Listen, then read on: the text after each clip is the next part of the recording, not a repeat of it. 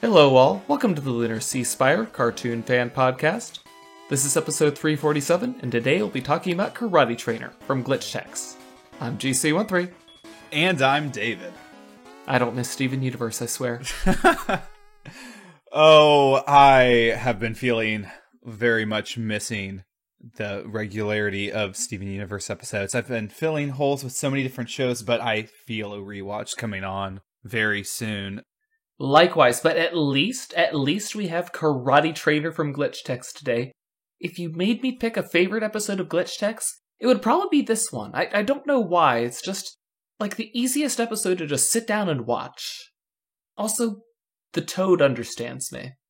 It's a rich episode that isn't weighted down by a lot. So they managed to put in a lot of good stuff, but it's not narratively complex. It doesn't require a ton of processing of, really new information or not even just like, oh, there's new lore bits, but it's a simple enough story with sibling relationship improves because sister teaches sister and sister teaches sister back, and it doesn't have to be more than that. And then we also have just the great stuff that you get with Glitch Tech episodes, which is just loading it to the brim with references and really good ones. I love stealth games and fighting games this time around as the focus. It's kind of amazing to me that they can do both in a single episode to pretty great success, and also kind of make the stealth the route for more comedy with 5, and then have the narrative based around the fighting escalation in a sort of Street Fighter / Mortal Kombat ripoff. So it was just really great. It's very curious that when the belt glitched out on her at the end there, she ended up having to fight the karate master, but she never beat the monkey. So shouldn't she have been fighting him? Or was she just fighting him without enough chi? I don't... Was she at a disadvantage in that fight? Getting the free power-up and sort of fighting in the suit of armor, I think was good to instill a little bit of confidence, but it did sort of cheat the system a little bit. Like, it's nice to give Lexi a win, but since the story was really about, just enjoy the thing whether or not you win, I can't help but think if there would be any alternative. But I'm okay with Lexi just kind of powering up and blowing through the final enemy. I'm disappointed that she didn't rip out the spine of the last guy. Hers was even more calm than Miko's. I was really looking to see how far they would push the ultimate finishing move, but they didn't go for gore, which I'm completely surprised by. Glitch Tex is usually so hyper violent, but I'll take it. I know. This was nearly as tame as an Invincible episode. Definitely. I mean, they've crushed turtles in Glitch Tex. I mean, there's been some horrible things. Brutally. But as far as the power-up, I guess Miko's goal was to make Lexi OP at Kitty Karate, so mission accomplished. I thought almost for a second there that because they were playing games together, the lesson was going to be, actually, Mom and Dad, I don't care about karate anymore either. I'm just going to play video games. I'm going to become a ranked gamer like my sister. Exactly. I thought that would be a very Glitch Tex type lesson. Who needs physical activities? Let's all play video games. Hey, Nix was recruited to Glitch Tex based off of his achievement hunting, so if Lexi could become a high-ranked achievement hunter, then she could have steady employment ahead of her. I mean, that's true. Gaming in this world is a little more, or at least if you're doing it for Hinobi, can be both lucrative and very physically involved, so. Hail to the king, baby. Yeah, a little better than our world. So I, mentioned that Five's, misadventures in attempting to be a stealthy boy were lovably goofy, but how it played off of Phil really is what made it excellent. That was glorious. Do you have a death wish? Yes, Phil is a real adult man, and it is unbelievable the contrast. Miko actually tackles him, and they really play that up. How can you tackle your boss and not just, end your employment, have the police called? So great. I mean, they are in a combative job, so I guess it all makes sense. Right. Plus, he did have a bee on his shirt. Like, he admitted that he had a bee on his shirt. I can't see the bee, but, like, they both saw it. And the fact that the whole little engagement was initiated because Miko had to scream across an incredibly long hallway. You keep calling 5 Miko, by the way. Sorry. Did I say Miko? I also have brain farts. I did love 5's. Here, let me call attention to myself even though you're ignoring me. That was nice. Yes, I don't know how he got... he really applied the other lessons from the Metal Gear Solid game to real life. He could flip, the coin out to distract and grab the badge, but I don't know. I guess the game didn't involve hiding the presence of someone else's activity. Yeah, there was no social stealth. Mm-hmm. Yeah, that's actually a gap. Like a game like Hitman, you never have someone else doing something and you're the distraction. You don't pull out your hula skirt like Timon and start doing a little dance. I mean, most people find Agent 47's activities to be pretty distracting. So, you don't know what other people are getting up to while you're making your escape. I don't know of a stealth game where someone else is doing the stealthy stuff and you're the distraction. It's like combining everyone's 2 favorite missions in levels. You combine a stealth mission with an escort mission, and you have the ultimately beloved level. Absolutely beloved. Maybe that's the twist, though, that you need, because escort missions suck because you're just walking or fighting enemies and the person is always helpless. But in this scenario, the person is doing a thing and they're not quite helpless. They'll just be caught or not. But also, you don't have to be near the hapless that's true, AI. that's true. Like, it's also really annoying when you're doing an escort mission and the AI is crappy and you get super annoyed and you just don't want to do it anymore. But if the premise is that they're not really there and you're just like having to juggle or make weird conversation, like really awkward dialogue choices, I don't know, could be interesting. Wonderful weather we're having, right?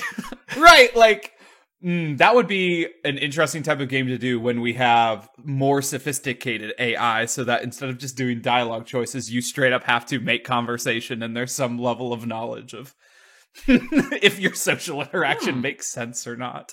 Like, wonderful weather we're having might not cut it depending on the type of person. It's pouring rain. Exactly. Now, but you did say earlier that this was the episode where, typical sisterly, level up of the sisterly relationship through, shared activity.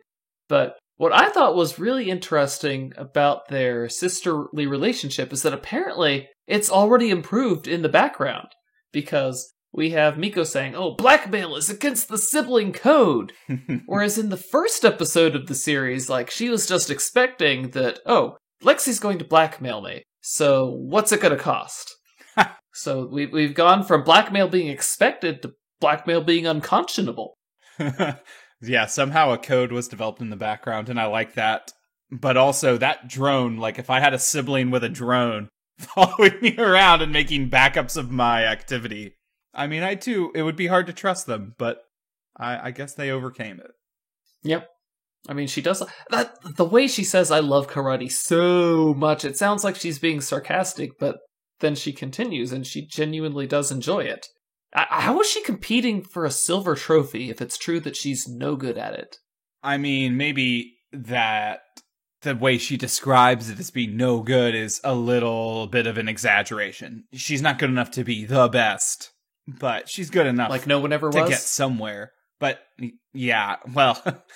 Ash Ketchum always is the best. Yeah. Like Miko, just seemingly able to overcome anything, which makes it hard to be a sibling. How do you think that fight between Nancy and Miko would have gone? I don't think Nancy would have had a chance. I mean, Miko is taller and really experienced, and I was thinking again in this episode how inexplicably good Miko is at physical acrobatics, and same with 5. 5's really awesome at it too. But then again, he masters combos with repetition and muscle memory, so that's basically karate, just like Lexi said. But I mean, they freaking flip upside down and do spin kicks. And they're still real bodies. They're not being augmented by VR as far as I can tell when they're in the game worlds. So the physical skill that Miko has is unbelievably matured, like beyond any of the physical. Like she'd be, we've done our different like who would win in a fight series. The physical abilities that Miko has puts her against the type of combat that someone like Sokka or Connie, could achieve in their, otherwise magical worlds. Miko could also be a serious combatant. And then you put in the gauntlet and it's like, oh my god. Well, I don't know. Like, I don't think that Miko and 5 are that anomalous. Like, go back and watch the first round, the first point between Lexi and Nancy, and look at how high Nancy jumps. She's got some legs on her. I think she is a skilled practitioner of Toadstyle or something. But is Nancy exaggerated for the scene? Because also she just barely taps in order to, deal a blow. So, I don't know. Like, they play her up with fire and she's crazy or something. Yeah, she's being animated normally, but yeah, like, she's punching and kicking really hard, except for when she scores the point where it's a light tap, so yeah. I don't know what to believe, I guess. I don't know. Imagine going to your child's karate recital competition and another kid starts making, 6-foot leaps into the air. That would be very concerning. I will say this about Nancy, though. When she gently taps Lexi for that point, like Lexi was completely helpless. She had no need to move quickly to catch her. Yeah. A very curious thing about those karate finals. For one, they got that very large banner that I don't think you would get for real karate finals. But second, that is a very, very hot crowd. Like, that is far louder than I would expect such a small crowd to be. The crowd seemed to include, like, non-parents. This is just a very exciting event for... how old do we think Lexi is? 10? Yeah, that sounds about right. 6 to 11? I don't know. But, yeah, I mean, they say AEW has the best crowds. No, the karate people here have the best crowds. Again, if you see kids jumping 6 feet up in the air, you'll sell tickets. Yeah. Now, so that the crowd being awfully loud for how small they are, that was one of the things that I noticed for the first time watching this with intent to podcast about it. But I did notice one more thing. You know how Bergie says, "I saw nothing," after 5 accidentally blasts him with the memory eraser ray? Mm-hmm. Based off of the way, Phil, looked around when pocketing the coin, I'm assuming that the way that scene was meant to play out, where they're like, oh, Phil thinks that Bergie's messing with him with the whole "I saw nothing," and then walking away, like Bergie's making fun of him for picking up the coin? That's what Phil thinks is happening? It would have maybe been a little better to play it that way, but also Bergie is strange enough that you can get away with having him say weird things and Phil would just accept it. So, feels like it falls there. I mean, he blasted himself in the eye with the price scanner, so... Exactly. Poor guy. He's now the butt of the joke again completely, so, oh well. Yeah, now, who's he a secret agent for, I wonder? Food for thought. Yes. That was an accurate statement from Phil. Watch out. Deep lore. Yes, 100%. Deep lore. Deep lore. When they tell you things that you're not supposed to believe. But, dun dun dun. It's always the naive, foolish one that turns out, Yeah, if they make it out to season 6, it'll turn out that Bergie was behind it all. Hinobi himself. Yeah, Mr. Hinobi himself pulls a mask off, reveals that it was Bergie. That'd be a good episode of Scooby-Doo. So a thing that I thought about this episode is how Glitchtex gives, creative people this opportunity to design game enemies, locations, but without having to think about if it's actually gameplay-wise good. So you get this really entertaining... I just loved the enemy design and their movement patterns for... What was the actual fighting game called? Something 4. Karate Trainer 4? Karate Trainer 4. LOL, the name of the freaking episode. But like you get it's fun to be able to just creatively explore how ridiculous the bosses can be and what kind of fight patterns and combos you can do, but you get to do it without the limitation of that it's a real game and it actually has to make sense to play. And I think that's kind of fun and something that you kind of get, like why I enjoyed One Punch Man a lot, just the ridiculousness of battles and seeing, you know, what monsters are going to do. But because it's with a video game premise, I don't know, it just tickles a slightly different part of my brain that's a little more mushy candy craving type area. Now, see, the thing that bothered me about Karate Trainer 4 was how incredibly short it is. Like, I understand that it's probably meant to primarily be a multiplayer-focused game, but there are only 4 enemies you can fight, and that means there are only a very small amount of characters you can choose in your multiplayer battles too. So it's like you would figure that you would at least be able to fight every character who's on the roster. So it's Karate Trainer 4. There's 4. 4 characters. That's the big selling point of the game. Yeah. How was Karate Trainer 1 successful enough to get a sequel? I don't know. We're going to double the amount of characters in the game. You have to give us money. You get to play around with the game idea without having to worry about if it makes sense. Now, maybe they skipped some bosses, though. Like, you know, they triggered the belt and they got the final boss. But it only combined 3 bosses, I guess. So unless there are numerous different bosses, depending on which guys you fought on the way to get to him, which would be interesting. I would approve of that, but yeah. That's not actually... That would be what we like to call a retcon. That would be a retcon. No, but that would be kind of Star Foxian. You can play through the game pretty fast, but there's a lot of paths. And, you know, you could have a different final enemy depending on which short path you took. So there's a lot of replayability. So, Karate Master, you show your true form. Yeah, and you could work through to get to a true ending after you've beaten all, 16 different paths. You could also, or it's just a Nintendo game. And that's the content that got released for the first half. Yeah, this is what you get, guys. Like, although I think I got ARMS as a fighting game, when the Switch only had Breath of the Wild and almost nothing else. And it was kind of like, it was some awfully low number, like 4 or 5 stages and 8 characters. Have fun, but minimum viable product. Exactly. So that's a little bit of truth in gaming right there.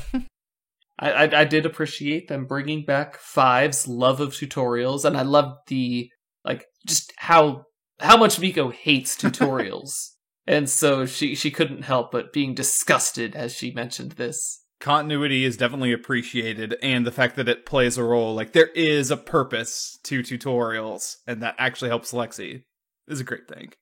And she ends up pulling off her first perfect combo.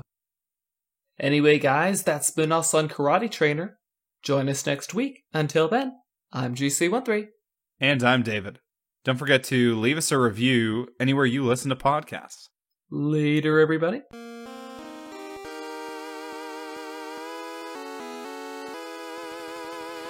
Our opening and closing music is by Mark Soto. For more cartoon-related content, please visit lunarceasefire.com.